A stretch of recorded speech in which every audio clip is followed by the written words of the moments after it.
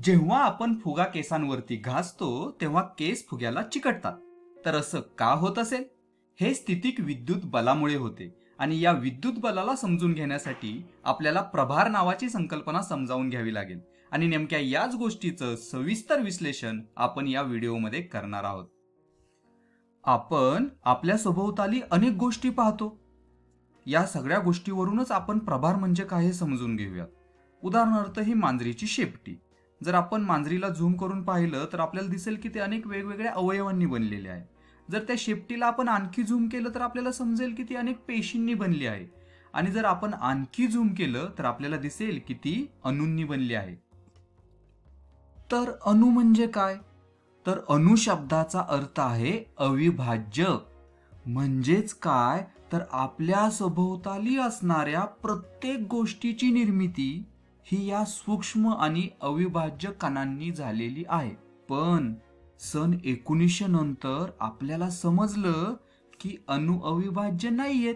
अणूंमध्ये आणखी काही सूक्ष्म कण आहेत ज्यांना आपण प्रोटॉन, न्यूट्रॉन आणि इलेक्ट्रॉन असं म्हणतो. आणि जवळपास सर्व अणू हे या 3 कणांनीच बनलेले असतात. आता प्रभार म्हणजे काय हे समजून घेण्यासाठी आपण या कणांच्या आधारे एक वैचारिक प्रयोग करूयात. तर येथे पहा, जर आपण 2 प्रोटॉन हे एकमेकांच्या जवळ ठेवले तर काही कारणास्तव ते एकमेकांना दूर ढकलतात, बरोबर? तसेच प्रोटॉनच्या ऐवजी जर आपण 2 इलेक्ट्रॉन हे एकमेकांच्या जवळ ठेवले तर ते सुद्धा एकमेकांना दूर ढकलतात. त्यालाच आपण प्रतिकर्षण असं म्हणू शकतो. परंतु याऐवजी जर आपण 1 प्रोटॉन व 1 इलेक्ट्रॉन एकमेकांच्या जवळ ठेवला तर ते मात्र एकमेकांकडे ओढले जातात. याला आकर्षण असं म्हणतात, बरोबर? तर इथं पाहिलं आपण 2 प्रोटॉन एकमेकांच्या जवळ ठेवले तर दूर ढकलले जातात. 2 इलेक्ट्रॉन एकमेकांच्या जवळ ठेवले तरी सुद्धा ते दूर ढकलले जातात. मात्र 1 प्रोटॉन व 1 इलेक्ट्रॉन एकमेकांच्या जवळ ठेवले तर ते एकमेकांकडे ओढले जातात, आकर्षित होतात. तर आता असा विचार करा की प्रोटॉन व इलेक्ट्रॉन यांच्याकडे असं नेमकं काय आहे की ज्यामुळे त्यांच्यामध्ये हे आकर्षण आणि प्रतिकर्षण जाणवतंय? तर याला म्हणतात प्रभार. वैज्ञानिक भाषेत सांगायचं तर विद्युत प्रभार. आणि या प्रभारित कणांमध्ये जे बल असतं ते म्हणजे विद्युत बल. तर विद्युत प्रभार म्हणजे नेमके काय बुवा? तर विद्युत प्रभार म्हणजे प्रोटॉन व इलेक्ट्रॉनकडे असलेली अशी गोष्ट ज्यामुळे ते इतर प्रोटॉन आणि इलेक्ट्रॉनला एकतर आकर्षित करतात किंवा प्रतिकर्षित करतात. जर आपण हा प्रयोग नीट पाहिला तर आपल्या असं लक्षात येईल, समान प्रभार असलेले कण हे एकमेकांना प्रतिकर्षित करतात, दूर ढकलतात.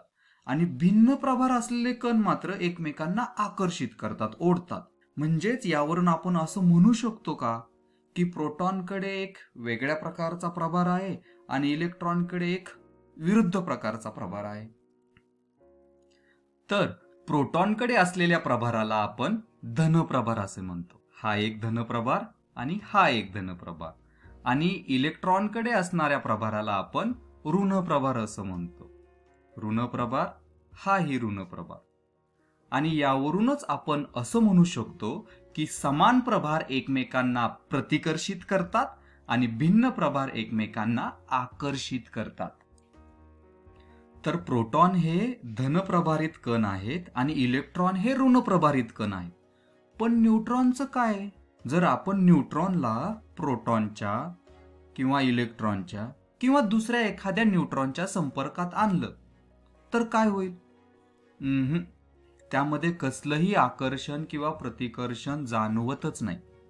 यावरून आपण असं अनुमान काढू शकतो की न्यूट्रॉनकडे कसलाही धनात्मक किंवा ऋणात्मक विद्युत प्रभारच नाहीये. त्याचा प्रभार हा 0 आहे.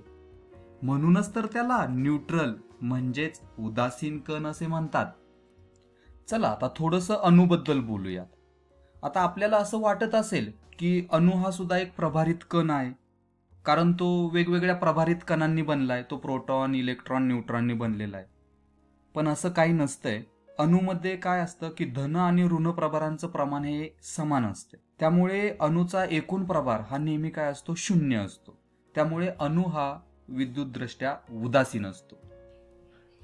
आता उदाहरणार्थ जर आपण एक हायड्रोजन अणू घेतला तर त्यात एक प्रोटॉन आणि एक इलेक्ट्रॉन असतो, बरोबर. एक प्रोटॉन धन प्रभार, एक इलेक्ट्रॉन ऋण प्रभार. येथे दोन्ही प्रभार संतुलित झाल्यामुळे तो विद्युतदृष्ट्या उदासीन होतो, बरोबर. जर आपण दुसरं उदाहरण घेतलं, समजा कार्बन अणू घेतला तर त्यामध्ये 6 प्रोटॉन म्हणजे 6 धन प्रभार आणि 6 इलेक्ट्रॉन म्हणजे 6 ऋण प्रभार. परत दोन्ही समान प्रभार असल्यामुळे तो उदासीन बनतो. तर यामुळेच आपल्याला आपल्या आसपास दिसणाऱ्या गोष्टी या बहुतेक उदासीन वाटतात, कारण त्यांच्यामध्ये समान प्रमाणात प्रोटॉन व इलेक्ट्रॉन असतात. परंतु जेव्हा आपण फुगा हा केसांवरती घासला तेव्हा घर्षणामुळे काही इलेक्ट्रॉन केसांमधून फुग्यावरती गेले. आता येथे केसांनी इलेक्ट्रॉन गमावल्यामुळे त्यांच्याकडे प्रोटॉन जास्त झालेत, बरोबर. त्यामुळेच ते काय झालेत तर ते धनप्रभारित झालेले, बरोबर. आणि त्याचप्रमाणे फुग्याने इलेक्ट्रॉन कमावले आहेत, बरोबर. त्यामुळे फुगा हा काय झाला आहे तर फुगा ऋणप्रभारित झाला आहे. आणि यामुळेच आता येथे विरुद्ध विद्युत प्रभारामुळे आकर्षण होते आणि आपल्याला काय दिसतं तर आपल्याला केस उभे झालेले दिसतात.